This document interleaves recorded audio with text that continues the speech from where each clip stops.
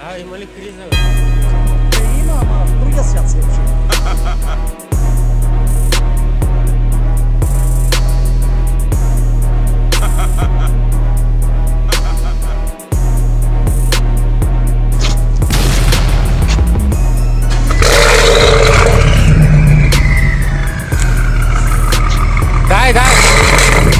Дай да гръмна.